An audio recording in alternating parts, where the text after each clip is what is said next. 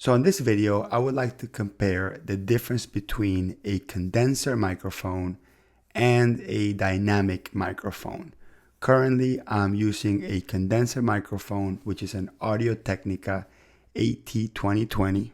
Let me take out the windscreen here for a second. So you have an idea, I have it sitting on a boom arm and also on a shock absorber.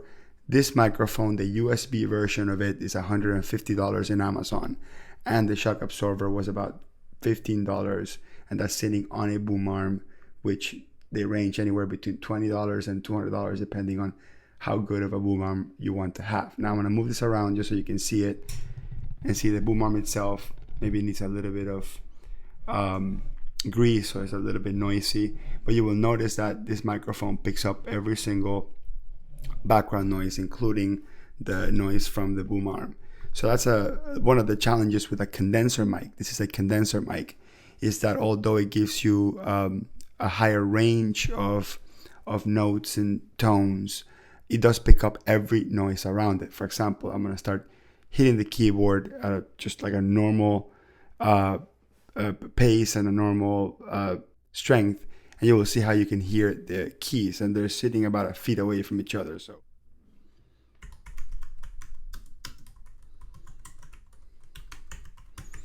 you hear the keyboard in the background as I'm typing.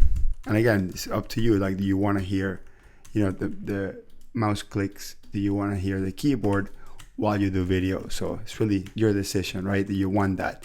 Now, this is a condenser mic, so the condenser mic will do that. The other piece is that this room has not been sound treated. So any little tiny background noise from, maybe somebody outside my room or somebody outside my house, you are going to hear that. And you're probably going to hear a little bit more sort of background hiss. I'm going to stay quiet for about 5 seconds.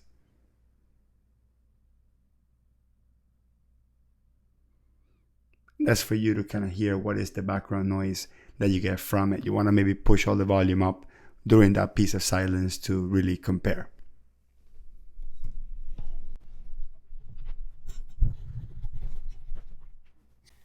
I got the exact same microphone now, about 2.5 feet away from my mouth. And what's nice about condenser microphones is that they don't need to be that close to your mouth. So the video, I started putting it really close to my mouth.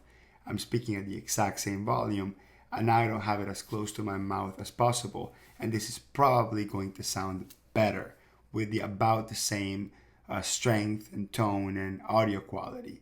And that's going to be a big contrast from the dynamic microphone, which I'll show you in a second, where I wanted to make sure that you hear and contrast the exact same microphone, not as close to my mouth as possible. So that will also pick up, possibly, hopefully, a little bit less of the keyboard clicks. Let's try that. And the mouse clicks. I think we'll pick them up regardless, but it'll be less loud and pronounced as when the microphone was so much closer to the mouse and the keyboard itself. Now I went ahead and put the windscreen back up, the pop filter, because I just think it sounds better. So now I picked up this dynamic microphone, which is very different than a condenser microphone, and you're gonna hear the difference in a second. I picked up this condenser microphone for about $60 or $65 in Amazon, and the kit itself is pretty cool. It comes with a couple things, so I'm gonna open it up and show you what's in it.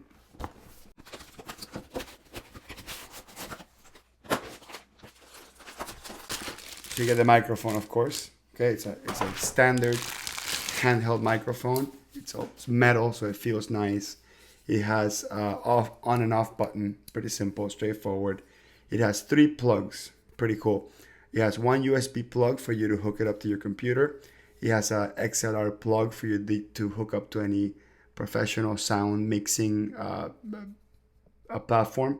And then it has a headphone plug for you to monitor and hear the volume levels or whatever before you start recording. Now, it doesn't have a regular audio plug that you could just hook up to your microphone input. You would have to use the USB to hook it up to your computer.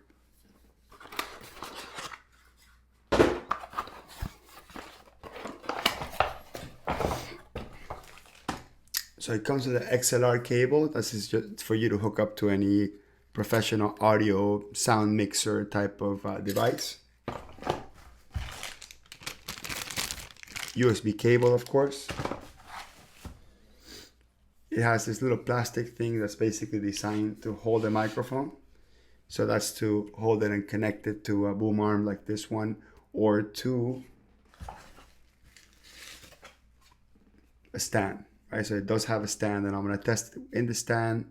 I'm gonna test it on the stand, and I'm also gonna test it on top of the boom arm so we can compare the difference. And it comes with a pop filter.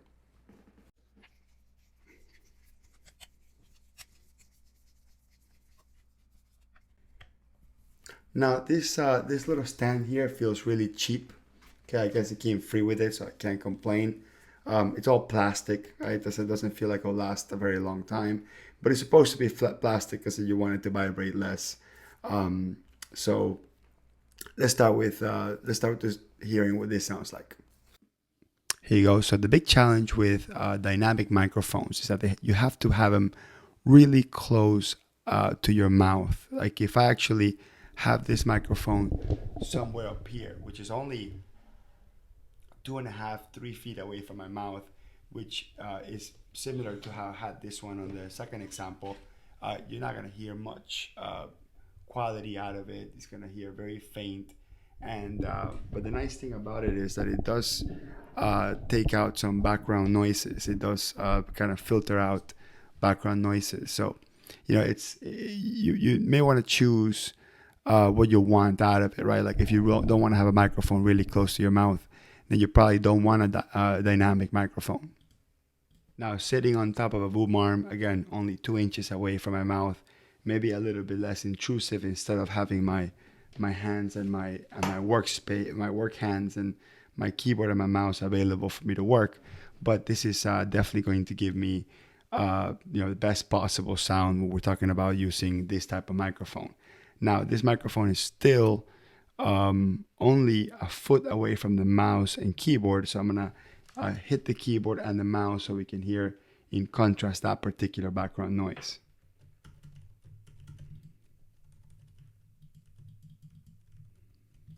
So I'm hitting the mouse, I'm hitting the keyboard here as we speak, just so you can hear what those things sound like. Now what I'm doing now is I'm committing a little bit more to this microphone by literally having my lips touch the microphone itself. And the reason why I'm doing this is because I've lowered all the volume controls on the computer itself. That way I lowered the gain in the computer and it's only going to pick up whatever is really, really, really close to my mouth. Now, maybe that increases the quality, maybe that decreases the quality. It should sound a little deeper just because I'm sort of breathing straight into the microphone, but it should rule out background noise even more. So I'm going to hit the keyboard and the mouse, and I'm actually hitting the keyboard and the mouse as we speak. So you could probably just hardly hear it at all, and I'm literally just clicking and clacking the mouse and the keyboard. So I mean, yeah, that's one of the really good things. If you're in a very noisy room, if you have a lot of background noise, you may want to get a dynamic microphone and speak really close to it like this. I mean, it'll be very sort of broadcaster style, very podcast style. And if it's way too distracting to have a microphone literally in front of your face like this, then obviously don't get it. But that is that is the contrast of getting a where's the microphone that I have here, of getting a condenser mic, which is going to pick up a lot of the noise around it, or getting a dynamic mic that's going to be awesome at getting rid of background noise, but it's going to require you to be sitting pretty much really close to it. Now this is going to sound a little silly, but hey, sometimes we cough and or we make some other noises that we don't want them to come out in our broadcast. So what's really cool about a dynamic microphone like this is, if I need to cough for a second,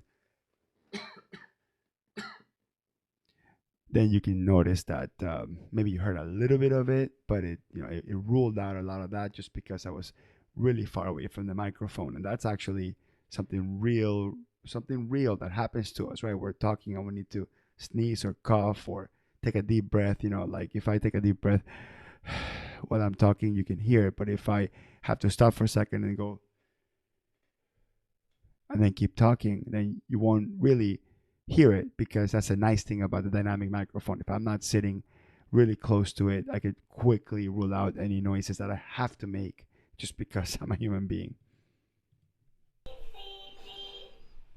So for this demonstration, I'm back in the condenser mic, and I have my son here behind me, who is doing a demonstration of him playing with a toy.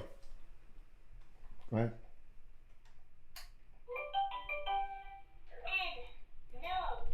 Okay.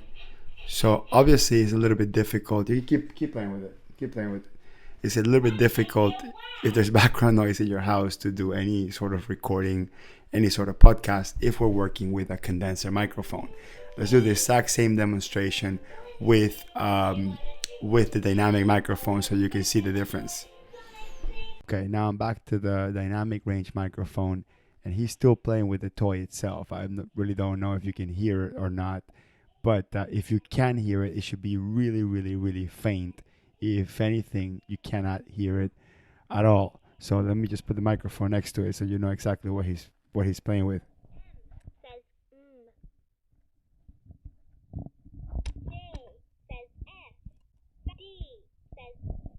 Okay, so that's the noise that that toy is making, and he's still playing with it. But I got the microphone volume all the way down in my computer, but I'm literally speaking next to the microphone. I'm hoping that it doesn't catch any of that background noise.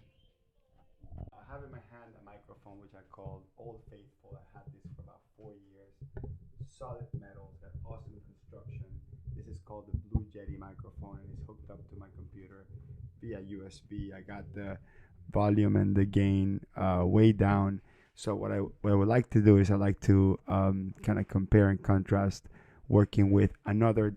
This is another condenser microphone. So this will be similar than the new Audio Technica I showed you earlier, and condenser microphone, although it gives you much better tone, especially this one in particular. This has got a great sounding. This is absolutely a great sounding microphone, but it does pick up. It's very sensitive. It does pick up a lot of background noise. Nico, you want to play with that toy again? Press some buttons there. So I'm applying the same technique. I'm speaking really close to the microphone, but he's still playing with the toy, so it's probably gonna pick up a lot of the background noise. So I just want you to get a really good understanding for what will it be like real life if you got kids or you got any sort of background noise in the house to record. You can either get something like this. This is $100, Blue Yeti. I think it's a great choice for $100. You can get the AT2020 USB for $150, which is the one I demonstrated earlier, or you can get the Samsung 2Q model is the Q2U, which was $65, and you saw what the difference is between all of them. So hopefully that will give you an idea more or less on whether you want to spend $65, $100, or $150 for a microphone, and then all the different circumstances around it. And finally, if you're an accounting professional, an accountant, a bookkeeper, someone that follows my work in YouTube, strongly recommend that you look at my video course, www.videomarketingforaccountants.com. That will take you straight into a platform in which I have a video series that I charge $247 to access. But once you access the course itself,